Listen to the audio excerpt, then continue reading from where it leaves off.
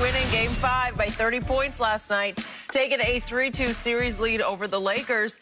Anthony Davis did not play Game 5, but Chris Paul did re-aggravate his right shoulder in the win for Phoenix as the series shifts back to L.A. for Game 6. Shannon, now, who wins the Lakers-Suns series? Skip, I picked the Lakers to lose yesterday. I just didn't think they'd lose by 30. I said the Lakers were going to win in 7. I'm going to stand by that statement. I just feel like the Lakers understand now there has to be a heightened sense of emergency. Skip, I think sometimes, we say, okay, we desperate. But are we really desperate? Are we really in the corner? Are our backs really up against the wall? Because if we lost this game, the series wasn't over. Now, your back is really up against the wall. You lose this game, you're going home. An early vacation, the defending champ goes out in the first round, and that's never good.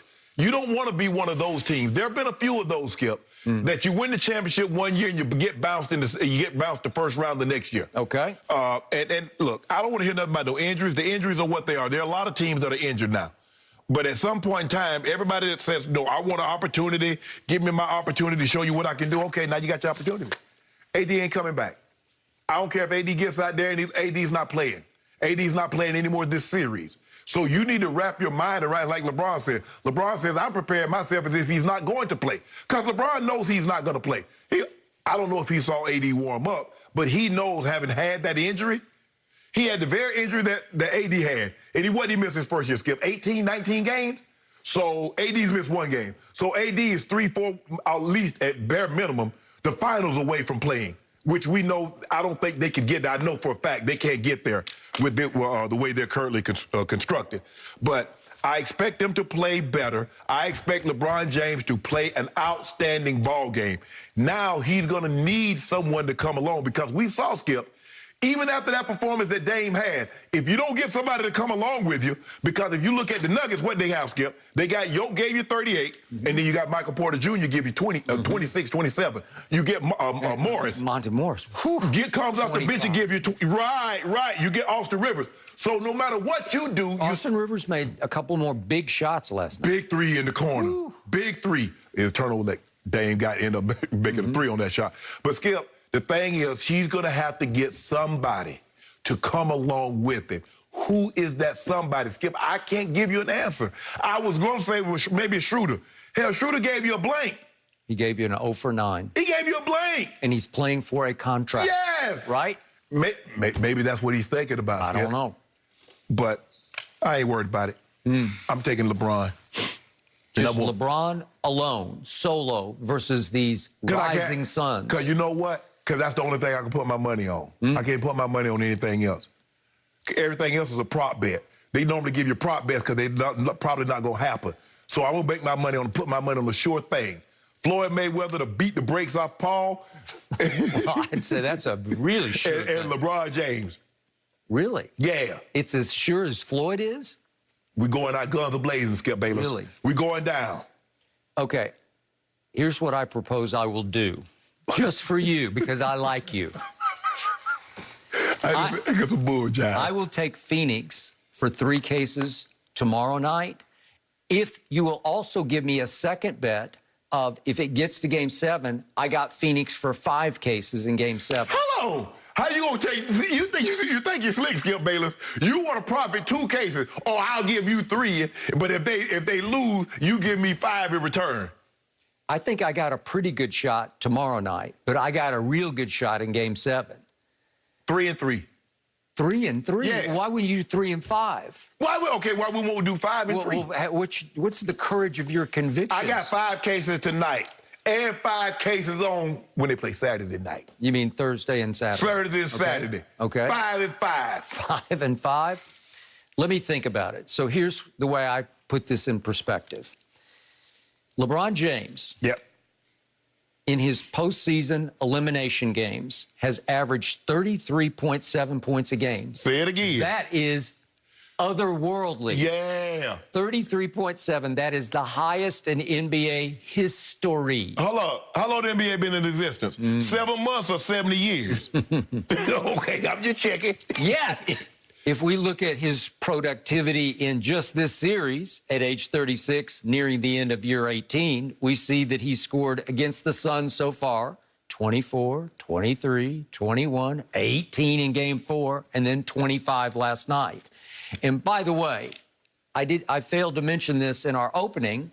The 25 last night was aided by 5 threes in the third quarter when you're down 30. Yeah.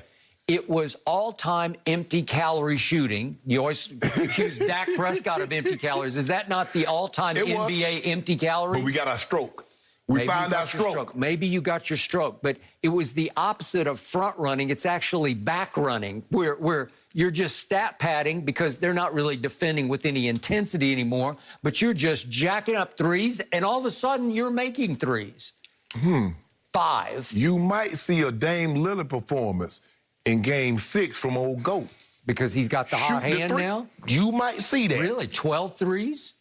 I'm gonna say he hit at least 7. 7? He gonna hit at least 7 threes. Okay, I'm gonna be nice to you. Give me 2 cases. I'll do 2 cases for 7. 7 threes. Thank you. Done. Got it. I got that. I'm about to get 7 cases. Oh, no, two cases for 7. Okay, threes, you hold it out. We're gonna see about tomorrow. Okay. Okay. We got 2 cases for 7 threes. 7 or more threes. Yep. Right? I got that one. Okay. 10 pay double.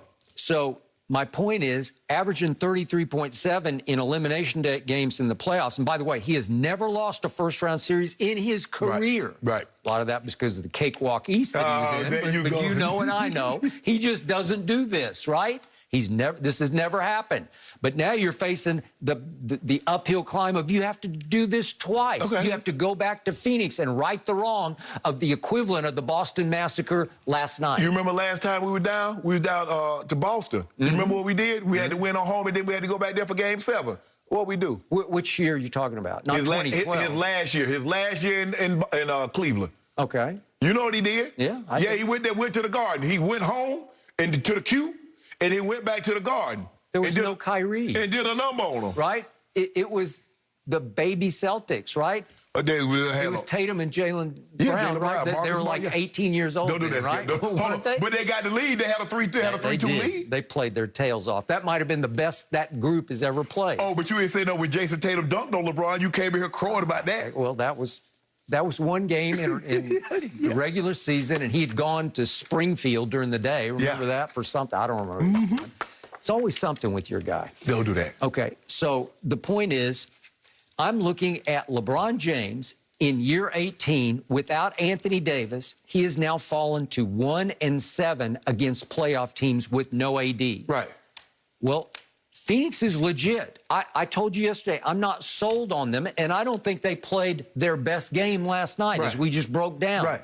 But where was LeBron last night? Because that was no urgency, no fire, no passion, no LeBron. I don't see it. And I liked what Markieff said after the game. He said, no, Vogel said, we won't watch the tape. He said, Markieff said, no, I want to watch the tape because it's going to show our lack of sense of urgency, of just not caring, our lack of fight. Right. That's what I saw last night or did not see. I won't disagree with Keith. Okay. I will not disagree with it. Okay.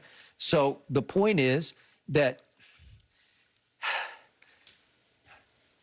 how can LeBron suddenly flip a switch that he doesn't have to flip? That's all I got to say. I overestimated him last night because I was going 35, 15, and 10. Well, can he do that at home? He was just late. Okay. He was just late with it. You were right. When you were right with the stat line, you were just a game early. Are you sure Father Time is not tapping him? Just tapping him on one shoulder. That's what Grant Hill said last night. Look, I'm not here to dispute what Grant said. I mean, that's what he believes, that's what he believes. But when he comes out and he drops that performance, then what are you going to say? Well, I'm going to say on to Game 7. But what about Father Time? Okay. Well, then he's got to back it up. We're about to Heisman polls Father Time. And the other thing Father Time is chuckling about right now is these games are coming more fast and furiously than Fast 9 is coming at you right now. You're right. And I'm going to watch every second of Fast 9. I've seen every second of the whole. I already got my tickets. Do you? Yeah.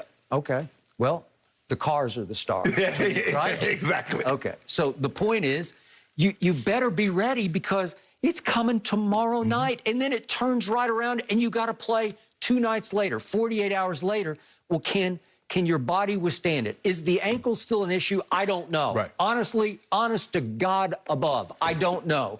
He doesn't seem to have the lift. I keep talking about he's now advertising the new mountain drink. It's called Rise. And I say, well, you need to guzzle it before the game. If it's going to make you rise, guzzle it. Might have should have had a new product because you drank Mountain Dew. Maybe I've ruined it for him? Yeah, exactly. Well, I'm asking, is he going to flip a switch and be a completely different guy tomorrow night? He has to be, or they're going to be eliminated.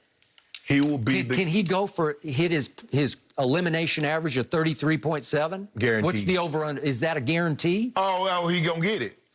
Really? Yeah, he gonna get it at least. You want another case of that?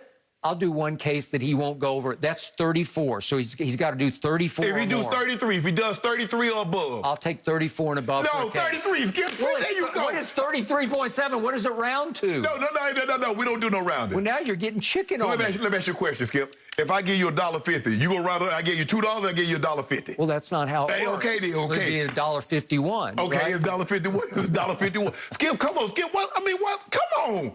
I'm saying the man gonna give you his elimination average, whatever that is, 33 points. He gonna give you that tomorrow. 33.7. So, okay, it's got to be above 33.7.